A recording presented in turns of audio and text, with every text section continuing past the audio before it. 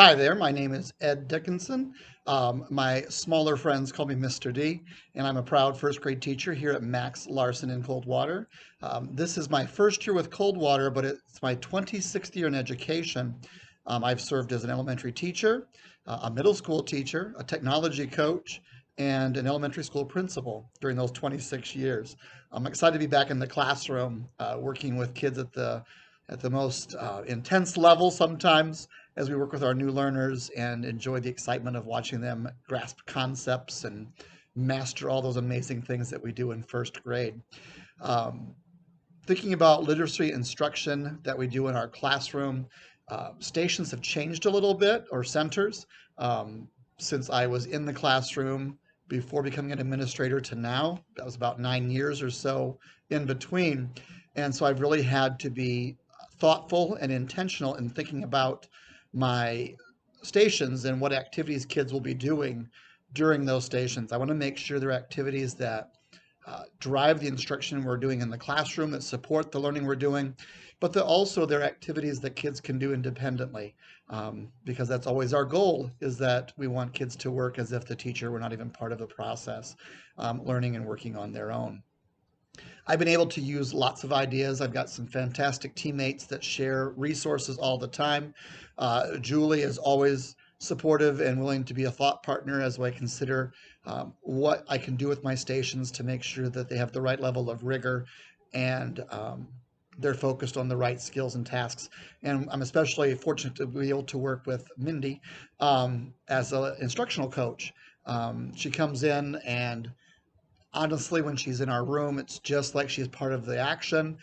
She melds into the process, works with kids, but is then able to give me feedback afterwards about what she's observed, not only with students, but with my teaching and instruction practices, ways that we can tweak and make the stations even more smooth and we do literacy stations each day in our classroom, and the kids rotate through 5 different stations during our literacy block. The first station is Read to Self, where students have a chance to choose a book from their book box, from the wordless book bins, or from the read aloud bin that holds the stories we've shared together as a classroom. Regardless of what book they choose, it's a great chance to read a story and enjoy a story on their own. We also have word work each day, and the tasks here may change based on the lesson of the week, the phonics focus, those kinds of things. But regardless, they're working with words, drawing words out for other students to guess, looking for words in the hallways, and adding the digraphs to the beginning of those words so that students know how to spell them correctly and pronounce them correctly. Lots of chances to manipulate words. The technology station is always popular. We use boom cards because this gives us a chance to individualize instruction in our classroom so students can work on the skills that they most need to become better and stronger readers, be it letter and sound recognition, sight words, or again, blends and digraphs, things like that. So lots of chances to practice. The writing station is always a very busy station. Students have a chance to use different materials. They can write postcards, they can write letters, they can create stories. It is December currently, and so we've added list paper to our writing station. For some reason, that's been very popular with kids. They're enjoying writing lists, and they've asked if they can take their writing home to share with others, which makes our writing even more authentic. And when we're writing for an audience and writing for a purpose. So very proud of our kids as they do that piece. Our final station is Read with a Partner. That's a chance to practice your reading skills with someone else who can give you some feedback and to practice being an audience member as well and to be a good listener. So lots of chances during stations to practice literacy skills in a variety of ways. In thinking about the literacy footprints resource we have, again, I'm going to go back and say, as a returning teacher to the classroom, I have found it to be a very helpful and supportive resource. It gives me a good direction to go with my instruction. It provides some structure for our lessons and makes sure we work through some word manipulations, some sounds, some levels of phonics, along with reading words out of a book that is leveled where the students are currently to help drive them to that next level up.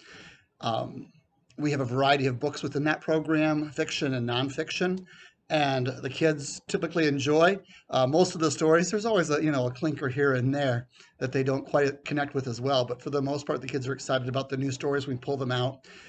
They're willing to work at the activities we do together in a small group. Um, that was part of our challenge initially, is the fact that I'm working with a small group of kids, typically anywhere from 3 to 5 at a time, while the rest of the students are busy engaged in those literacy stations. So I had to make sure that they could do the stations independently, and allow me to really focus in at the small group table with my readers. Um, we've actually had to make sure there's a good protocol in place for kids, and so they know that unless somebody is throwing up, somebody is bleeding, or someone is really badly hurt, that they really need to solve those problems on their own and let me do my work. You'll often hear, because teachers can hear and work at the same time, and I'll hear kiddos often say, "Oh, we can't bother now because he's busy working with readers." So that helps me to know that we're getting that message across, that the reading work we're doing is important, and there are other things that can be done to help solve problems out there. So it's a win-win, in my opinion. Um, and I found those two footprints to be a good program for me to work with and to help me build the reading instruction I have in my classroom. And I'm excited to see the progress my kids make throughout the year as we work through the program together, and find those good fit books along the way. So I'm excited about what the year has to bring, and I can't wait to see what my readers do by the end of the year.